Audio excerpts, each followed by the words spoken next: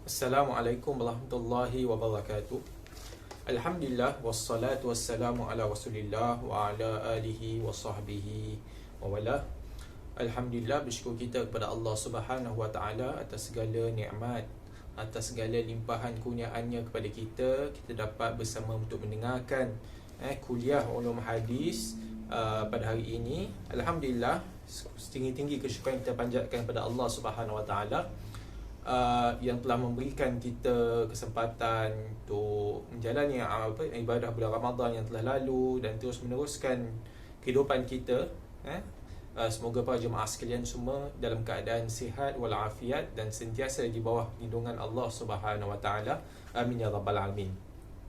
Baiklah para pendengar sekalian, kita akan teruskan pengajian kita yang telah dihentikan. Saya hentikan pengajian ataupun merekod kuliah ataupun pengajian ulum hadis ini sebelum Ramadan atau Ramadan tu saya henti sekejap kerana saya nak fokus nak berikan tumpuan kepada video-video yang lain, dan insya-Allah kita akan sambung pengajian kita dalam menggunakan kitab pengantar ulum hadis yang dikau oleh Dr. Rosmawati Ali Mat Zain.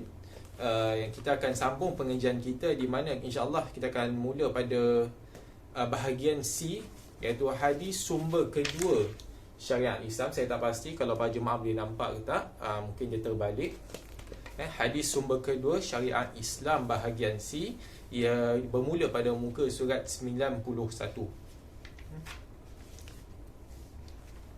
Baiklah para pendengar sekalian, pertama sekali kita sudah pada sebelum Ramadan yang telah lalu ini banyak bab-bab ataupun perbincangan yang kita dah sentuh tentang ulum hadis, seperti pengertiannya, bahagian-bahagian ulum hadis. Hadis itu dibahagikan kepada riwayah dan dirayah dan sebagainya, skop perbahasan, pengasasnya dan sebagainya lah. Dan saya juga ada lompat-lompat, kalau para pendengar sekalian nak tahu mana saya telah sentuh dan mana saya belum sentuh, boleh rujuk kepada video-video yang telah lalu.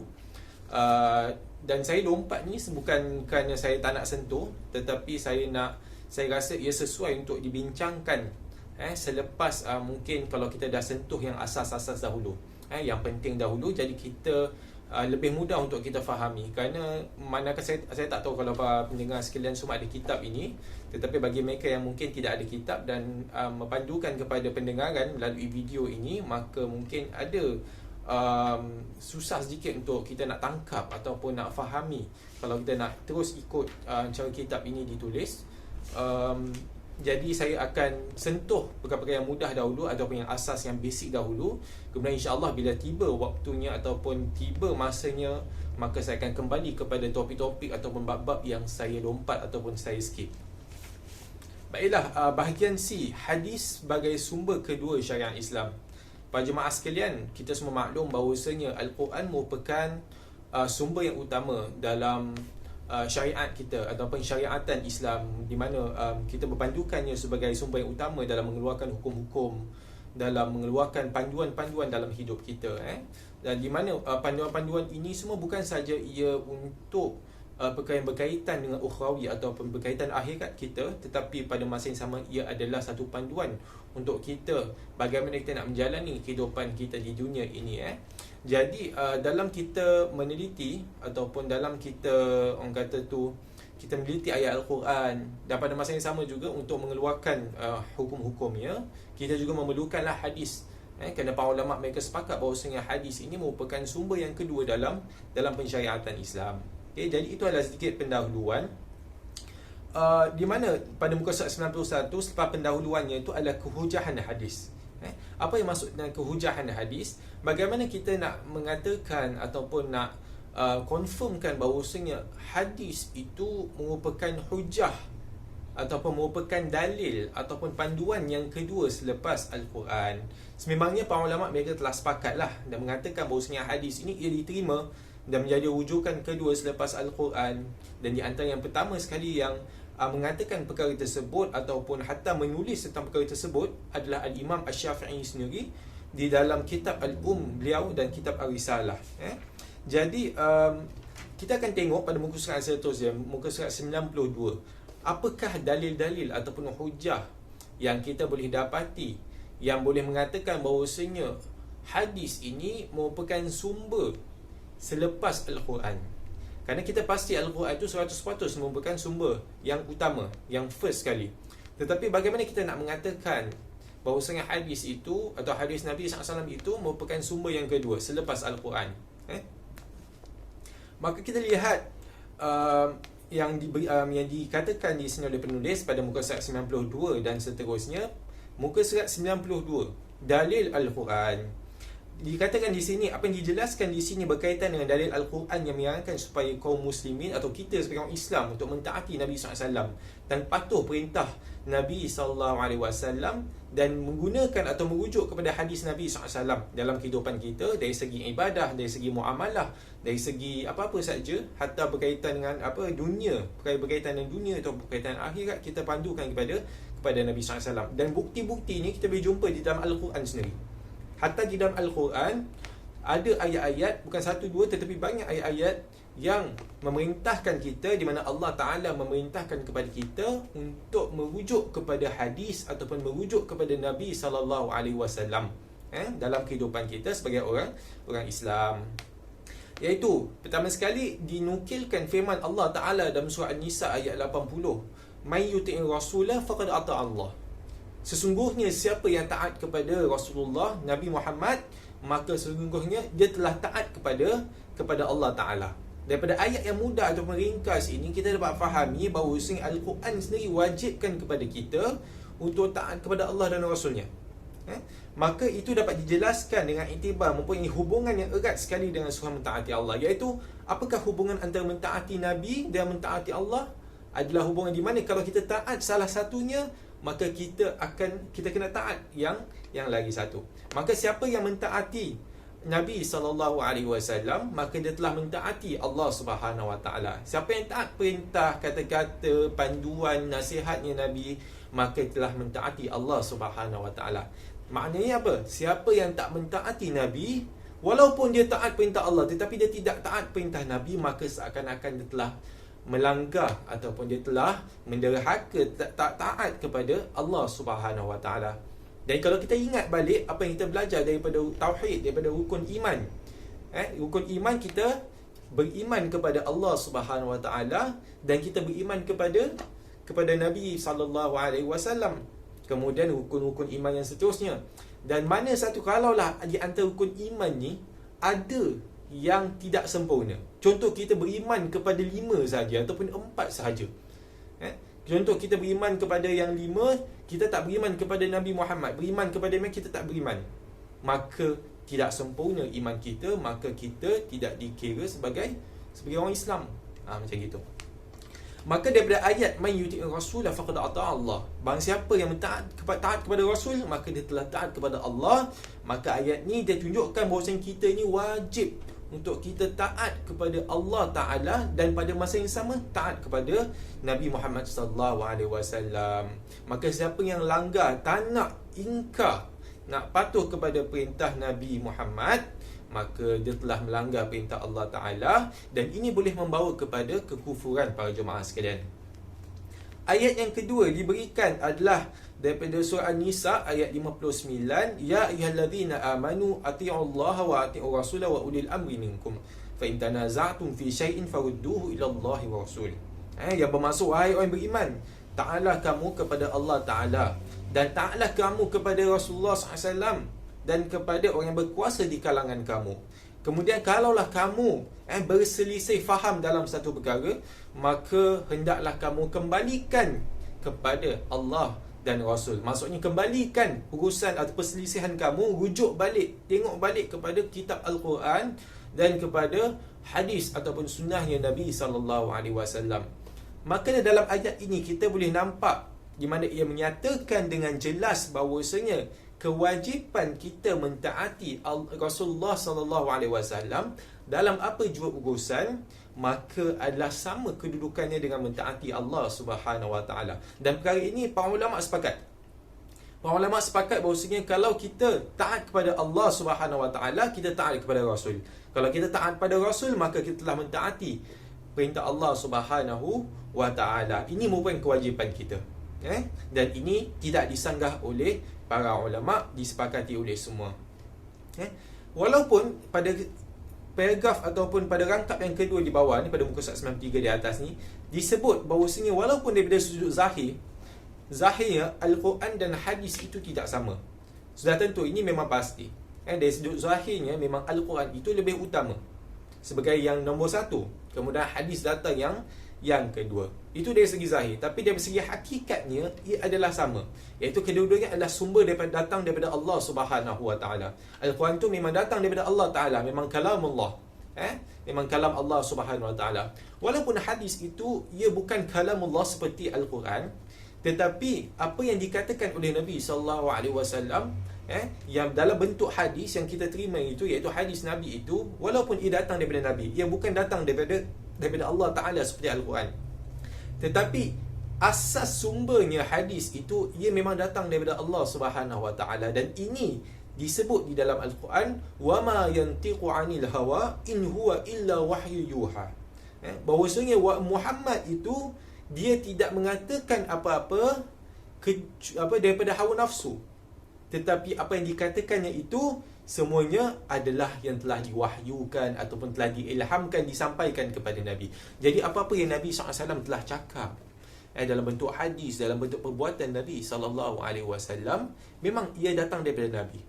Tetapi ianya semua adalah ilmu, petunjuk yang diwahyukan ataupun diilhamkan, disampaikan kepada Nabi SAW. Jadi apa-apa yang Nabi SAW sampaikan, yang lakukan, semua ia memang datang daripada Allah Ta'ala. Sebab itu para ulama mengatakan bahawasanya Al-Quran dan hadis, walaupun martabatnya berbeza, tetapi itu dari segi zahir, tetapi dari segi hakikatnya itu adalah kedua-duanya adalah sama, kerana ia adalah datang daripada Allah Subhanahu Wa Ta'ala. Okey. Kemudian terlihat yang C, di mana dinukilkan sebuah firman Allah Ta'ala, Qul ati'ullaha wa rasul fa in tawallaw fa innallaha la yuhibbul kafirin. Yang bermaksud taatlah, katakanlah wahai Muhammad kepada mereka, kepada mereka iaitu kepada orang Islam ataupun kepada umat manusia, taatlah kamu kepada Allah dan Rasulnya. Oleh itu jika kamu berpaling ataupun menderhaka, maka sesungguhnya Allah tidak suka kepada orang kafir. Siapa yang menderhaka, maksud menderhaka itu dia tidak taat kepada Allah ataupun tak taat kepada Rasul atau tak taat kepada kedua-duanya, maka mereka telah dikira sebagai di kalangan orang kafir. Maka kita lihat berdasarkan ayat di sini, iaitu ayat surah Ali Imran ayat 32 ini, maka kita dapat fahami bahawasanya Allah Ta'ala mewajibkan kepada kita umat Islam untuk taat kepada Rasulullah sallallahu alaihi wasallam dalam apa sahaja situasi, tanpa kita dolak-dalik, tanpa kita memikirkannya. Justru itu saranan supaya mengikuti Nabi SAW, ambil sumber, rujuk kepada Nabi SAW, rujuk kepada hadis Nabi SAW. Maka itu semua hukumnya wajib seperti mana yang dikatakan atau disebut di dalam Al-Quran. Dan seterusnya kita lihat konteks ayat tersebut. Apa yang dimaksudkan dengan suruhan dan tuntutan supaya kita adalah untuk kembali dan merujuk kepada Allah, iaitu merujuk kepada Al-Quran lah. Dan kemudian apa yang dimaksudkan kembali kepada Rasulullah adalah kita merujuk kepada Nabi SAW. Kalau Nabi SAW masih hidup, maka kita rujuk kepada Nabi SAW secara langsung lah. Dan itu apa yang dilakukan oleh para sahabat. Para sahabat mungkin mereka tidak kenal hadis seperti kita. Kita kenal hadis dalam bentuk teks dan sebagainya, dengan sanad-sanadnya, dengan matanya. Mungkin para sahabat mereka merujuk terus kepada Nabi SAW. Dan tentulah para sahabat pun mereka ada meriwayat hadis daripada satu para sahabat yang lain. Mereka dengar daripada para sahabat yang lain, mendengarkan kepada Nabi SAW. Tetapi beza dengan kita tak boleh rujuk kepada Nabi SAW langsung, tapi para sahabat mereka dapat rujuk kepada Nabi SAW semasa hayat baginda. Dan apa kalau Nabi SAW sudah wafat, bagaimana nak rujuk kepada Nabi? Kita rujuk kepada kata-kata Nabi SAW yang dalam bentuk hadis Nabi ataupun sunnahnya Nabi SAW. Kita lihat pada D, ayat dalam surah Al-Hasyr ayat 7. Allah Subhanahu wa taala berfirman, "Wa ma ataakumur rasulu fakhuduhu wa ma nahakum anhu fantahu." Yang bermaksud, dan apa jua perintah yang dibawa oleh Rasulullah SAW kepada kamu, maka terimalah ambilnya, amalkannya. Dan apa yang dilarang pula, kamu patuhilah larang, iaitu jauhkan. Jangan kita lakukan. Dalam ayat ni pula, Allah Ta'ala suruh ataupun perintah kepada kita untuk kita ikut sunnah Nabi SAW. Dan sunnah Nabi ada bentuk, dalam sunnah Nabi SAW atau hadis-hadis Nabi SAW, apa perbuatan Nabi SAW dan semuanya, kata-katanya, ada dalam bentuk perintah. Ada perkara yang Nabi SAW suruh kita buat, suruh kita patuh, suruh kita ikut. Ada juga yang Nabi SAW larang kita untuk lakukan. Maka kita kena ikut, berikan sepenuh komitmen kita. Tak payah kita nak rasa syak, tak payah kita nak rasa was-was ataupun berbelah bagi. Maka kita beramal dengannya, kita berpegang dengan segala isi kandungannya, hadis Nabi SAW ataupun sunnah-sunnah Nabi SAW.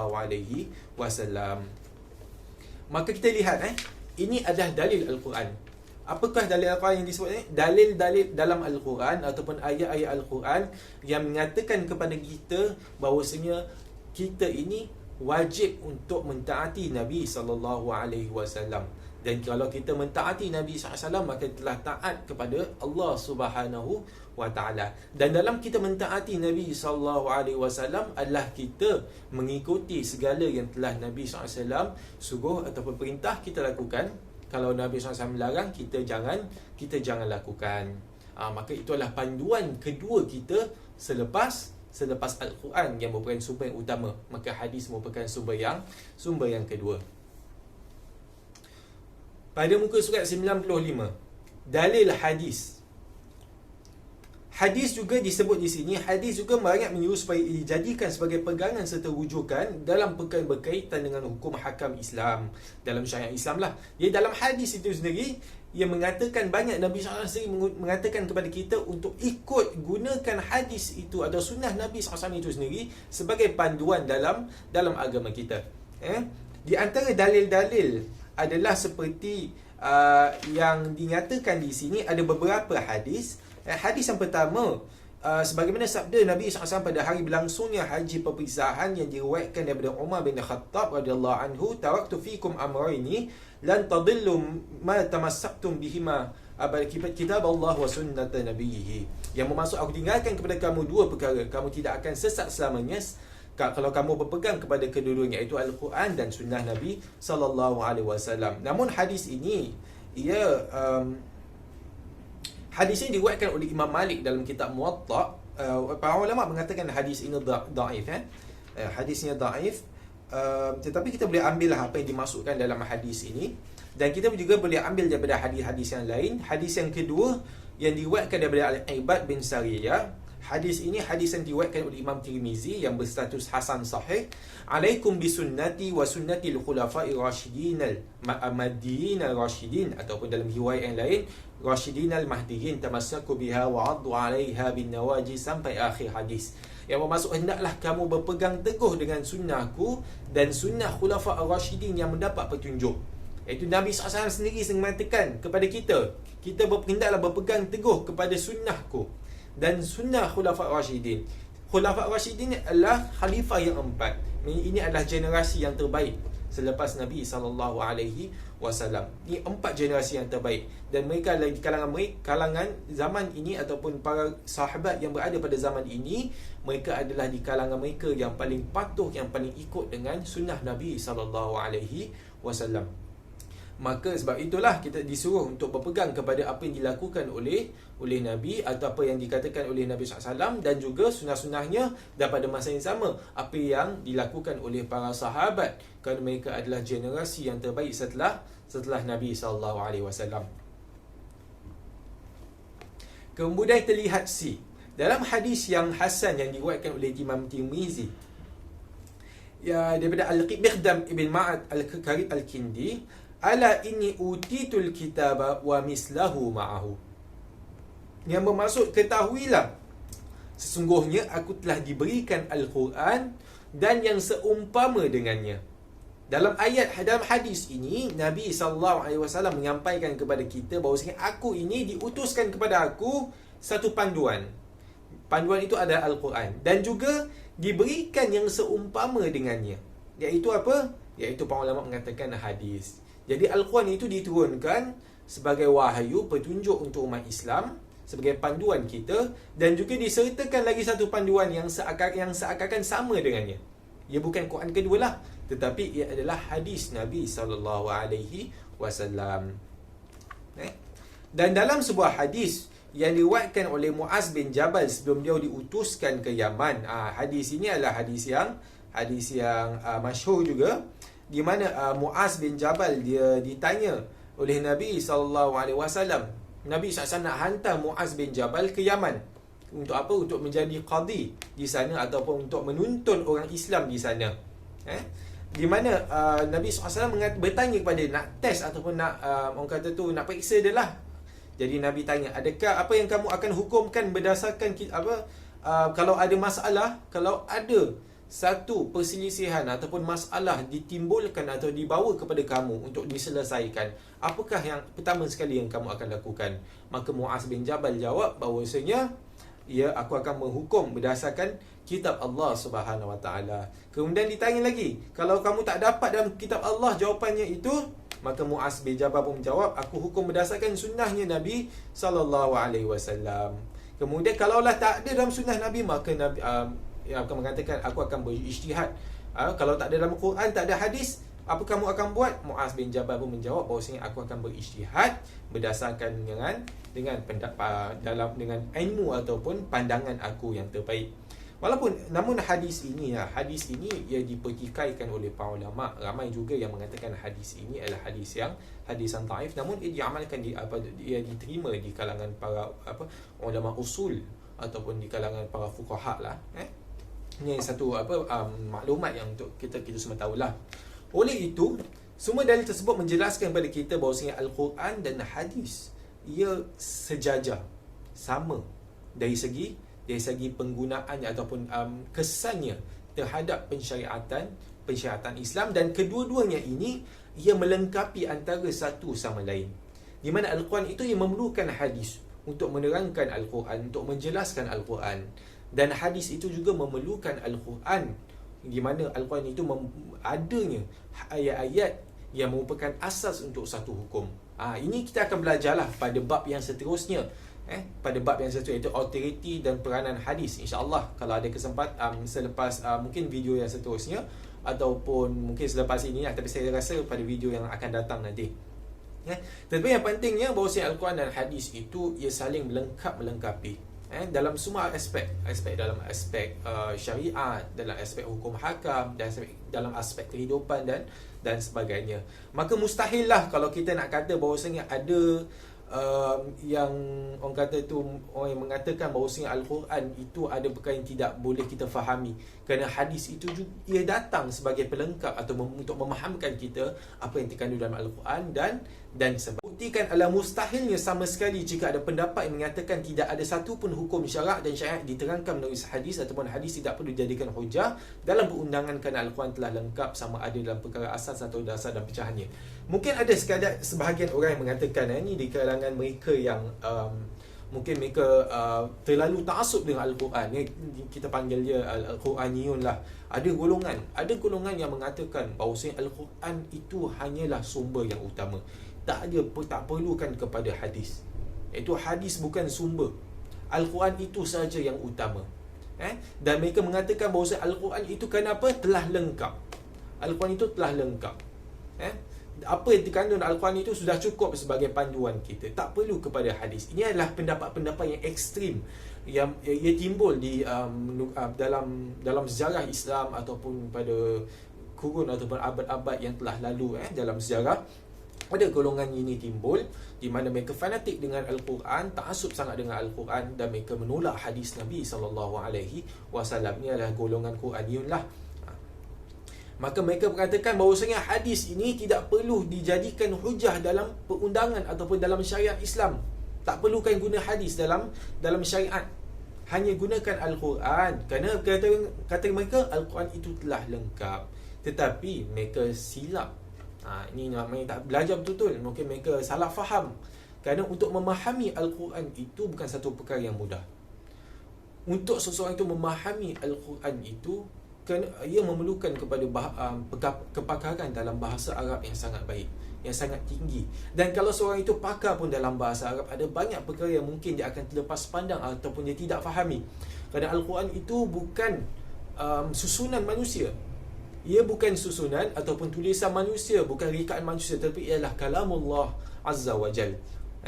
Dan oleh itu, sebab itu Allah Ta'ala mengutuskan Nabi SAW kepada kita, bukan sahaja sebagai panduan kita, bukan sahaja sebagai contoh yang terbaik untuk kita ikuti, tetapi pada masa yang sama untuk menerangkan kepada kita inti maknanya, apa yang dikandung di dalam Al-Quran. Kerana dalam Al-Quran itu merupakan kitab yang sangat kompleks, yang tidak mudah untuk, kalau kita belajar bahasa Arab berapa tahun saja kemudian kita baca, mungkin kita baca, kita boleh faham dari segi zahir ataupun luarannya saja. Mungkin kita baca terjemahannya kita boleh faham, tetapi ia ada penafsiran, ada pentakwilan yang kita perlu lakukan dalam Al-Quran. Kerana banyak rahsia-rahsianya, banyak makna-makna yang tersirat, rahsia yang tersembunyi di dalamnya. Sama ada rahsia dari segi makna, dari segi bahasa, dari segi mukjizatnya. Tak mudah sebenarnya untuk kita fahami Al-Quran. Maka kita perlukan kepada siapa? Kepada Nabi SAW. Kerana Nabi diutuskan Al-Quran kepadanya. Dan orang yang terbaik untuk mentafsirkan ataupun memahamkan kepada kita semua tentang makna Al-Quran itu adalah siapa lagi kalau bukan, iaitu Nabi SAW sendiri, iaitu individu yang diutuskan Al-Quran kepadanya. Jadi Nabi saja yang layak, yang sebaik-baiknya untuk menerangkan apa yang terkandung di dalam Al-Quran. Dan penerangan Nabi SAW ini, ia ada terkandung dalam bentuk hadis Nabi SAW. Sebab itu Allah Ta'ala melantik Nabi SAW khusus sebagai Rasul utusannya, bukan saja untuk menuntun kita ke jalan yang benar, tetapi pada masa yang sama adalah untuk menunjukkan kita pemahaman yang benar, yang betul dalam kita memahami Al-Quran. Dan itu adalah kita boleh dapati daripada hadis-hadis Nabi SAW. Jadi hujah yang kedua untuk mengatakan bahawasanya hadis ini merupakan asas ataupun sumber kedua selepas Al-Quran adalah bahawasanya daripada hadis-hadis Nabi SAW sendiri.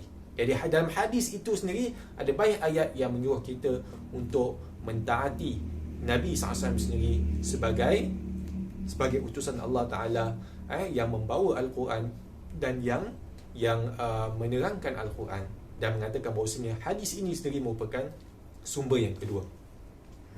Kita lihat yang ketiga, dalil ijma' ulama'. Kenapa pentingnya kita untuk mengambil pendapat ulama' ini sebagai panduan? Kerana mereka adalah warasatul anbiya'. Mereka lah pewaris Nabi. Mereka lah yang mempunyai ilmu-ilmu yang ada pada mereka, ilmu-ilmu yang penting sekali yang telah disampaikan kepada Allah Ta'ala kepada Nabi SAW, dan mereka mewarisi ilmu tersebut. Dan katakanlah kalaulah satu ulama' salah, itu mungkin kita faham. Tapi kalau ramai ulama' akan salah, itu mungkin satu perkara yang mustahil. Maka kita kata pendapat ulama' itu merupakan satu pendapat ijma' ulama'. Bukan satu ulama', dua ulama', tetapi ijma' ulama'. Ramai pendapat ulama' yang mengatakan sesuatu perkara itu betul atau salah, maka kita perlu ambil kira perkara tersebut. Dan ini apa yang dipegang oleh kita sebagai umat Islam dan sebagai di kalangan ahli sunnah wal jamaah. Maka antara dalil ijma' ulama' pada muka surat 97, bahagian ketiga, dalil ijma' ulama', antara dalil ijma' ulama' yang menjelaskan kepada kita sebagai umat Islam, untuk menggesa kita supaya merujuk kepada hadis Nabi SAW dalam apa jua keadaannya.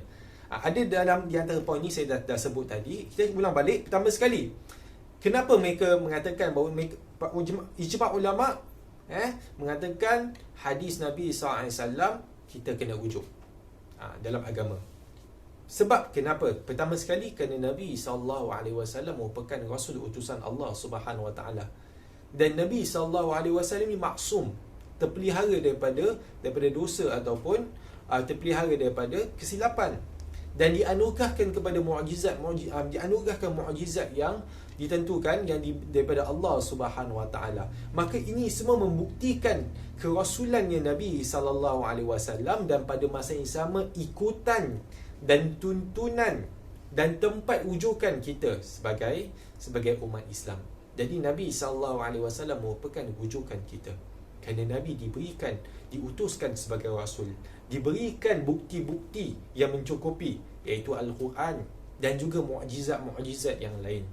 Maka ini menunjukkan bahawasanya Rasulullah sallallahu alaihi wasallam bukan orang calang-calang, bukan manusia biasa seperti kita, tetapi dia manusia biasa tetapi diberikan martabat yang tinggi, diberikan keistimewaan, diberikan mukjizat dan diberikan satu panduan, iaitu wahyu daripada Allah Ta'ala. Maka kita kena ikut Nabi SAW sebagai panduan hidup kita. Bukan saja hidup kita dalam kehidupan harian kita, tetapi pada masa yang sama juga adalah dalam berkaitan dengan ibadah kita, dalam muamalat kita, dalam urusan keduniaan kita, dan juga apa-apa sahaja yang berkaitan dengan akhirat kita. Itu adalah A. B, ulama Islam semua peringkat dan zaman telah bersepakat tentang kewajipan kita beramal dengan sunnah ataupun hadis yang Nabi SAW. Dan Nabi SAW sendiri dalam hadis-hadis yang tadi kita belajar, dalam bahagian kedua, iaitu dalil hadis yang mengatakan hadis sebagai sumber sendiri dalam perwujudan umat Islam, kita telah dibuktikanlah dalam hadis-hadis Nabi SAW. Dan jumhur ulama mengatakan perkara ini berdasarkan dengan Khalifah Abu Bakar dan Umar, yang dilakukan di mana Khalifah Abu Bakar dan Umar, mereka sentiasa, dan lain lagi lah para sahabat yang lain juga, mereka sentiasa merujuk kepada hadis Nabi SAW apabila satu perkara itu timbul, satu perselisihan ataupun satu masalah itu timbul, dan mereka tidak menjumpa perkara tersebut di dalam Al-Quran. Maka apa yang mereka lakukan? Maka mereka akan rujuknya kembali kepada hadis Nabi SAW. Dan juga itu apa yang telah dilakukan, bukan saja di kalangan para khulafa Rashidin, bukan saja di kalangan para sahabat, tetapi para generasi-generasi yang datang selepas mereka. Tidak ada di kalangan mereka pun yang mengingkari kehujahan hadis sebagai sumber yang kedua. Kemudian telah ditetapkan secara pasti bahawa Rasulullah SAW adalah utusan Allah Subhanahu Wa Taala. Oleh itu kita wajib beriman dengan Nabi SAW, dan taat segala perintah Nabi dan terima apa yang dibawa oleh Nabi SAW. Maka ini telah pasti. Ini pastinya daripada telah disebut dalam Al-Quran dan dalam hadis Nabi SAW. Antara lain juga para fuqaha, bukan saja di kalangan ulama hadis, bukan saja di kalangan ulama orang kata tu ulama hadis, di kalangan ulama tauhid, tetapi juga di kalangan fuqaha dan para usuli telah sepakat mengatakan hadis dan sunnah adalah sumber kedua syariat Islam. Dan para sahabat serta ulama semua zaman telah sepakat mengatakan wajib hukumnya kita ikut sunnah Nabi SAW sama ada hidup masa Nabi SAW masih hidup ataupun masa Nabi selepasnya wafatnya Nabi SAW. Dan juga buktinya adalah apa yang dilakukan oleh para sahabat. Walaupun Nabi SAW telah wafat, mereka hilang tempat rujukan secara langsung. Biasa Nabi SAW masih hidup, mereka kalau ada apa-apa masalah, apa perkara yang mereka mungkin mereka nak tahu, mereka tanya terus kepada Nabi SAW. Kerana Nabi masih hidup, Nabi SAW masih berada bersama dengan mereka. Tapi walaupun Nabi SAW sudah wafat, para sahabat mereka tetap merujuk, tetap melihat balik, mencari balik hadis-hadis Nabi SAW. Mereka tanya kepada para sahabat lain, aku nak perkara ini, ada tak kamu dengar apa-apa daripada Nabi kata tentang perkara ini? Maka mungkin para sahabat tu dengar, kata ya, aku dengar bahawa Nabi SAW mengatakan seterusnya. Itu adalah hadis. Dan ini dilakukan oleh para sahabat sendiri. Kita lihat pada bahagian keempat yang terakhir sekali sebelum kita tutup majlis ini. 4, dalil logik akal. Dalil logik akal. Ini dari segi logiknya. Di antara dalil logik yang menjelaskan kepada kita, untuk menggesa kita, untuk kita merujuk kepada hadis sebagai perkara atau sebagai sumber dalam perundangan dan syariat Islam? Apakah dalil logik akalnya? Pertama sekali, Allah Ta'ala perintahkan kepada Rasul untuk sampaikan risalah yang disampaikan kepada mereka. Untuk itu, salah satu daripada bentuk menyampaikan wahyu itu adalah Nabi SAW membacakan Al-Quran serta menjelaskan isi kandungannya menerusi hadis.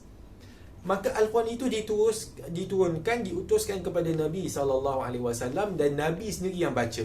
Nabi bacakan kepada para sahabat, Nabi ajar kepada para sahabat macam mana nak baca Al-Quran. Kemudian bukan itu saja, bahkan Nabi SAW mengajarkan kepada para sahabat, menjelaskan kepada mereka isi kandungan Al-Quran itu, apa makna dia, apa penafsirannya dalam ayat-ayat yang tertentu dan sebagainya. Ini adalah bukti bahawasanya apa yang Nabi SAW katakan dari segi penjelasan terhadap Al-Quran, dan apa yang Nabi SAW katakan sendiri ataupun Nabi laksanakan daripada perbuatan Nabi, itu merupakan panduan kita sebagai umat Islam. Memang kita dapat banyak dalil yang mengatakan para Rasul ini bersifat maksum daripada kesalahan, daripada lupa dan dosa dan sebagainya. Oleh justru itu, asas syariat ialah Al-Quran dan hadis atau sunnah Nabi SAW. Dia bukan daripada kita. Kita mungkin kerana manusia biasa, kita banyak lupa, kita banyak kesilapan, kita banyak dosa kita. Mungkin itu menjejaskan kredibiliti kita sebagai yang boleh mengatakan kita ini Rasul lah, ataupun kita, apa yang kita katakan ini merupakan agama, merupakan wahyu. Tidak. Kalau Rasulullah, para Rasul, mereka adalah yang terpelihara daripada dosa, daripada kesilapan. Maka apa yang mereka katakan itu, mereka dipelihara oleh Allah Ta'ala dari kesilapan dan dosa kerana mereka membawa agama, dan agama itu memanglah tak boleh ada. Agama Islam itu memang selamat ataupun tidak ada kesilapan dan tidak ada kekurangan di dalamnya. Yang terakhir sekali, dalil logik akal telah pasti dan tetap melalui dalil yang jelas bahawasanya Nabi SAW adalah Rasul utusan yang wajib menyampaikan segala wahyu Allah. Umatnya juga diwajibkan beriman dengan apa yang telah dibawa dan disampaikan oleh Nabi SAW. Maka jelas, pasti dalilnya yang mengatakan hadis itu ataupun sunnah Nabi SAW itu merupakan sumber yang kedua dalam perundangan dan syariat Islam.